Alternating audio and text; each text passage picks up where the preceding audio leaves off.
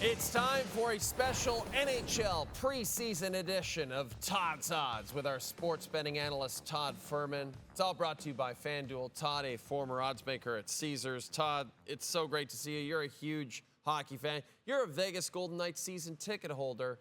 And I wanted to start with some of the individual awards and some of the potential bets that come along with them. Auston Matthews, reigning Rocket Richard winner, 69 goals last year.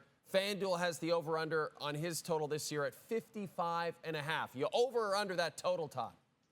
You know what, Jay? I think a lot of Maple Leafs fans and hockey fans in general kind of look at that number and go, how do you get to 55.5 knowing that he put up nearly 70 goals a season ago? But keep in mind, when you look at the season-long props, odds makers have to build in that margin for error that can be attributed to injury. And when you look at Auston Matthews, he's gone over this number comfortably in 2 of the last 3 seasons when he's been healthy and played the full complement of games.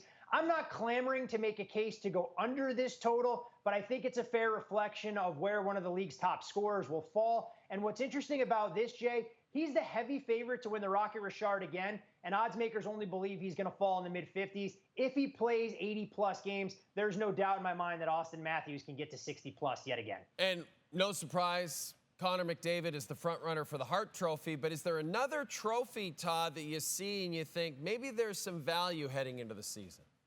There is. And Jay, you know me, former goaltender at a lovely Division III institution in New England who logged probably as many minutes between the pipes as most of the staff on set there. This is an award market for the Vezina that I think opens itself up to a long shot or two. And I'm going to give you 2 names at price tags north of 100 to 1. We're going to go to Boston first and foremost. And look, I'm not sure how quickly the Jeremy Swayman situation gets resolved. And if it doesn't, Joonas Korpisalo assumes the crease as a bona fide number 1. I think he can benefit immensely behind the strong defensive structure that we've seen from this Bruins team in the past. None of us would have been talking about Linus Ullmark winning this award before. And I think Korpisalo at 120 to 1 makes some sense. And another guy that I think can throw his hat into the ring. Look, I love what I saw in Western New York from Ukko-Pekka Luukkonen last year. Started to look like that high-profile prospect, and I know he's going to split some time with Devin Levi, but I'm willing to take a dart throw early in the year that Pekka Luukkonen behind an underrated blue line can be in the thick of things. Look, you can do a lot worse than taking 150 to 1. It was a long shot here. All right, let's talk about teams' overall records. The race for the President's Trophy. As of right now, FanDuel has the Edmonton Oilers as the favorite for the President's Trophy. The Sharks are the favorite for the league's worst record. Todd, do you agree with FanDuel, or do you have some other teams in mind for the regular season's best and worst records?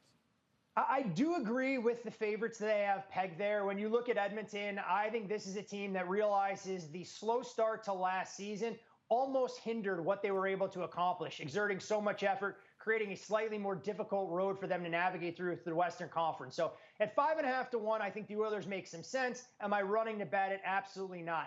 But the worst record market is where I think there's a little bit of opportunity and upside. And I'm not going to focus on the Sharks and the Blackhawks. Look, we know San Jose is going through a rebuild. It's going to take some time.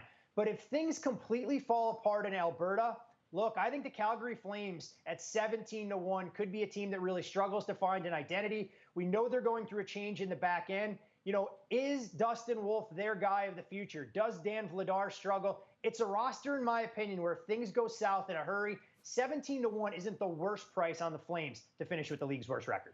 The Oilers are also the favorite to win the Stanley Cup, followed by the Florida Panthers. So the 2 finalists from last year are at 1-2 on the board. Do you see any value further down the board, Todd?